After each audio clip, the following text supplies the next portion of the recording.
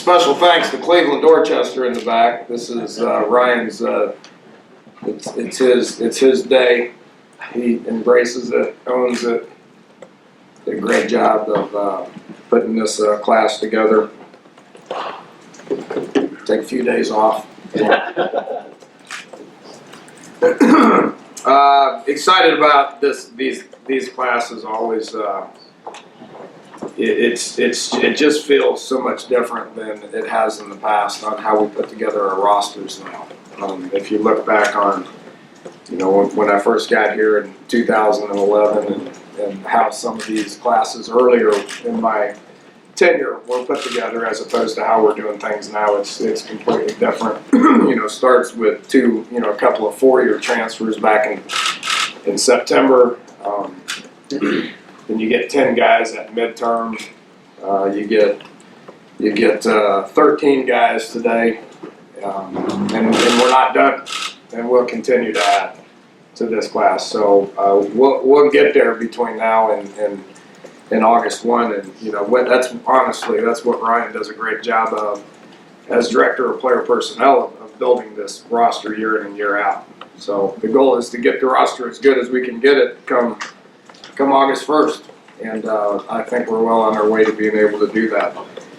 It's unique, overall 23 guys or 21 guys, 23 guys, however you slice it, with adding some transfers and stuff earlier in the year, they count against this class, so you got to kind of add them a little bit. But you're talking about 15, 14 different states with all these guys, so it's unique when it comes to that. I do want to mention And again, this is kind of a pat on the back to Ryan, but we have like 15 pledges for walk-ons that have committed coming into the program this summer as well. 16 actually, and 12 of them are from the state of West Virginia. That makes 15 guys from the state of West Virginia that either signed with us or currently enrolled or will be joining us this summer. So we've made an initiative to focusing on getting some of the players here in the state of West Virginia. Because of my son, I've been able to watch a lot more football in the state, and I think it's improving, and I think the talent's improving. I think the overall football aspect of it's improving. So we're making a huge effort on trying to get some of these kids to stay home and play for the Mountaineers. So, that's kind of where I'm at. I'll open it up some questions. I know, if you want to talk about anybody specifically, I'd be happy to do that. But the biggest thing is just feels different. And I think it's going to continue to do this. There's been a lot of talk about, early signing periods, and, I think this day is honestly going to kind of go away a little bit. So we're kind of trending in that direction as we speak. Kenny, you've used JUCOs to good success over the years, but you continue to sort of up that a little bit more. What have you seen out of them? What have you liked out of them? What do you like out of this group? Well, yeah, we got 7 at midterm, so anytime you can add those guys to a midterm class and you're able to lift them and run them and practice them and all that stuff, it helps get that roster where it needs to be towards August. As I said, that's our overall goal. Coaches, strength coaches, position coaches, coordinators, head coach, we're all in this for the same thing, is to try to build the team as good as we can leading up into where we can practice for a long time in August and get ready to play that first game. So adding guys who physically are ahead of the curve, which is what junior colleges are about, and getting them at midterm allows you to get that team ready a little bit quicker. So it's hard to play with freshmen. We like the product we put out there last year. The only way to get it the same way is to keep building it the same way. So I think we've kind of found our niche in the formula that we use. I don't know the specific percentage of what our team is transfer-wise, but that number is slowly growing. And we've had success with it. So we're not bringing kids in here that are high risk or are here for a very short period of time and leave without their degree. That's not happening very much. So I think we got to plan on getting these guys in here and making sure it's a good fit, having a plan for them academically, getting them graduated and getting them out in a couple of years. Dana, when it comes to walk-ons, what how's the process different from getting those guys to come in the summertime and Well, that's why you try to target guys that are somewhat local, because you try to keep them unrecruited as much as you can. There's advantages of that from on the kids' end, whether it's any kind of in-state scholarships or school scholarships, whatever it is. You try to keep them unrecruited, so the more local they are, the more they can show up, and it doesn't count as an actual recruit. So, there's been times where we've recruited kids to be walk-ons, but you got to play by a little bit different set of rules with those guys. So that's why we try to keep it as local as we can. What did you feel, at this point last year, what did you feel your needs would be? Did they change as you move forward? How'd you address them? I think with this class, it was D-line and safeties. We lost all those good senior D linemen, so that's why we went out and targeted. I think we got a couple of good high school guys, and then brought in a couple of junior college guys that I think will help us immediately as well. Safety-wise, I think our starters are going to be as good as anywhere in the country next year at safety, with Drayvon coming back and Kaiser and Toyas finishing the season as good as he did. You just ain't got much behind them. So, in that spot right there at safety, you got flexibility. I mean, a couple of kids like Drake Pitts and Kenny Robinson are both very long, athletic guys that can run, that can play corner, some of these guys could grow into, the outside linebackers. We've already moved a couple of safeties from last year already into the linebacker room. So those guys, you never know where their bodies are going to go. So you try to recruit as many of those guys as you can. One, because they're flexible to move, and two, we need some backups at those spots. Well, obviously, it's like quality wherever you can get it, but less Florida recruits on here than usual. Any particular just way it worked out. I mean, we brought guys in. So Florida guys got a lot of options, right? Coach, you talked about the process, just, calm, predictable. Is that how you want the recruiting classes to keep coming in, and how you manage the student athletes that are coming in? The process. Not a crazy day. Okay, so I know where this is headed. So from a media's point of view, you want as many hat shows as you can get. No, because Gibby said he liked the nice predictable day. And Yeah, I think that's where it's headed because of the different signing days that are going to be proposed. I mean, the anxiety levels that exist with hat shows and stuff are made for TV, y'all, ESPN, all that good stuff, right? And I can assure you, there's no coaches supporting that. So I think honestly, it's gonna trend that direction, because if guys sign in December, I think you're recruiting a different kid in December than you are in January.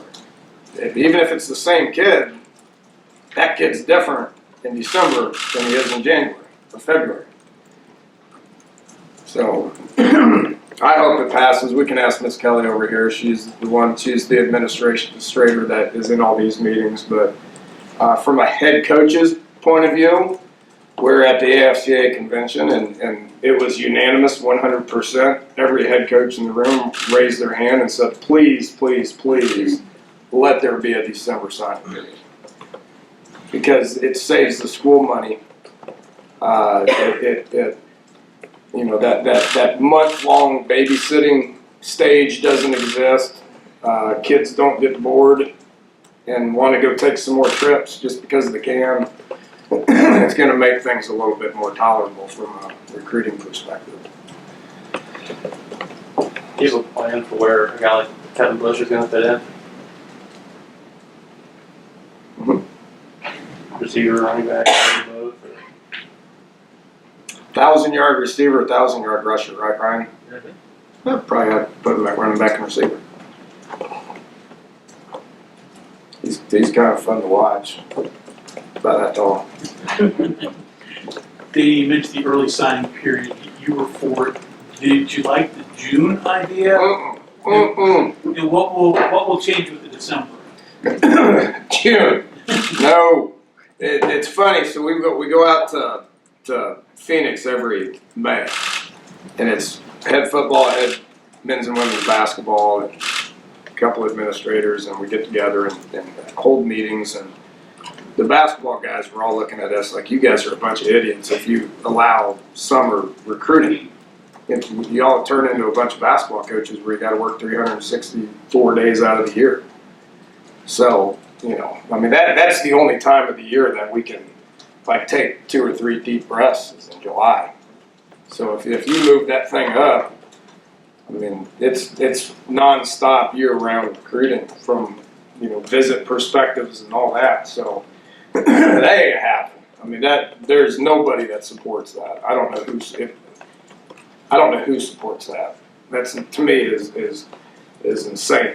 So December is good. The thing that will be different is we try to discourage like in-season visits as much as we can, unless the guy's a midterm guy. I mean, we have a couple of weeks in December that are available.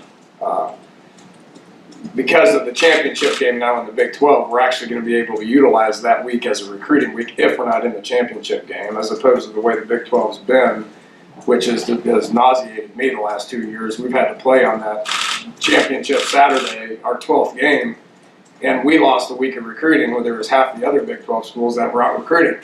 To me, that's incredibly unfair. So we're not going to have to deal with that anymore. It's going to make that week more important, and then it's going to make in-season visits more important, which we're going to have to be strategic and make sure that we have enough manpower around the building to be able to handle in-season visits, because that's going to make it hard for coaches to juggle that.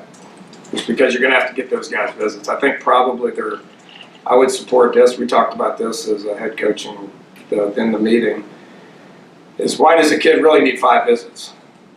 I mean, you can narrow it down to 3 pretty easy. And if you limit those guys to 3, they figure out where they want to go. They take 3 in-season visits, and then they make their decision in December.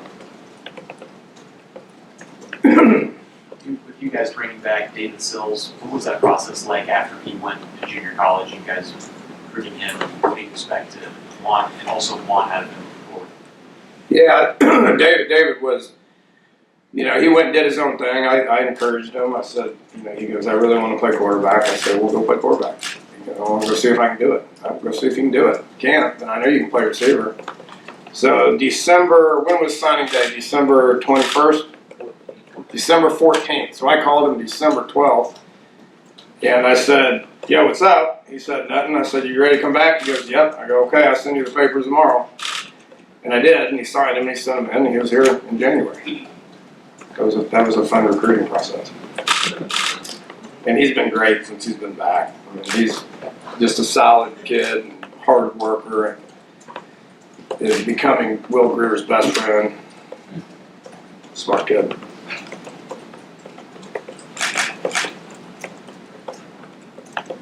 All right, you're probably going to hate this request. Give me a sentence or 2 on each. No. I will in 3 years. Nothing now. Just Let's talk about the 2012 recruiting class. Okay. That was ranked like, what, 52nd, 55th? I mean, it was like, right? How many NFL guys? 12? A lot. They re-ranked it, and it's like, it's first in the Big 12. So who cares what it on paper ranks and all that stuff, and what you think of them right now, and, you know, what the experts in the media or recruiting sites think that this is about. We'll figure it out in 3 years. Probably do it in a year. Probably give you a sentence or 2 after spring or after camp. I hate talking about guys. I'm excited about these guys. They're good fits. We filled our needs. We got a lot of good fits. You know, I like getting them here and working with them and then figuring out what they can do and what they can be. 10 that are here now. Do you have a little bit of idea? How many see them in the weight room, things like that? We have in the weight room a little bit. We watched them run yesterday for the first time. You know, we've been gone. We hadn't been here. They've been in, you know, the weight room for, I guess this would be the 3rd week. the third accountable week, and we watched him run a little bit yesterday. Hakeem Bailey he got some length to him, ran pretty good, out of shape. Jalen Harvey's a big, thick nose, out of shape.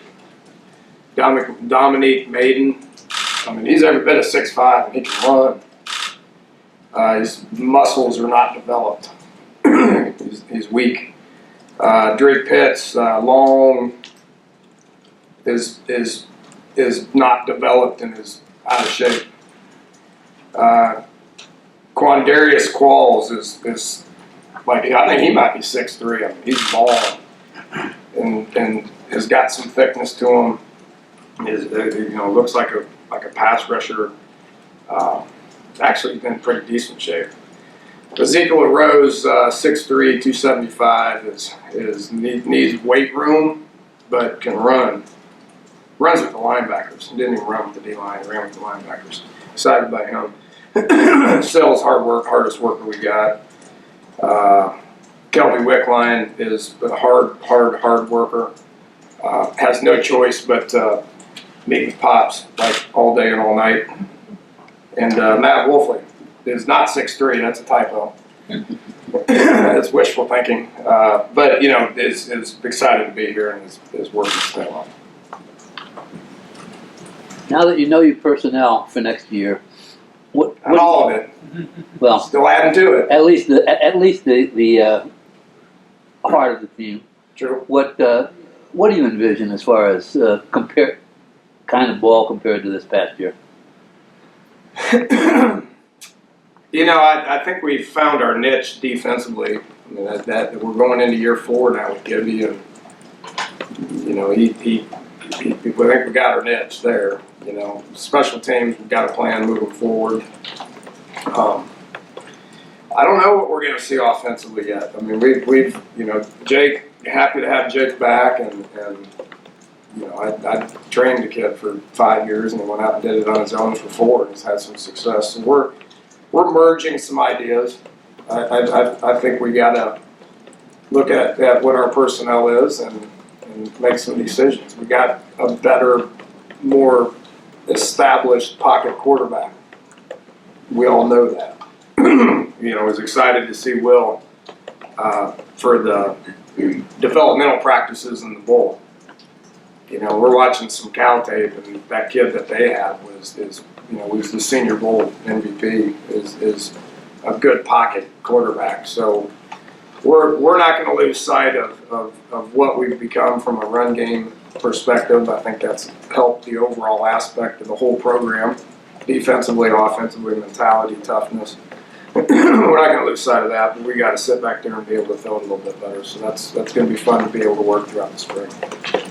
Coach, more on Jake Stabile. Has he proven that he's more trustworthy now with a bigger role as offensive coordinator to you? Yeah, I wouldn't get him if it wasn't. Look, you're going to come do what you've done at A&M for 3 years and at Cal for 1 year. We wouldn't come back here to, just be the position coach. So he's proven that he can be a coordinator. So it's his room, and he'll call the plays, and he'll do a great job of that. Now, you know where I'm going to be. I'm going to be lurking, but I'm not going to be questioning.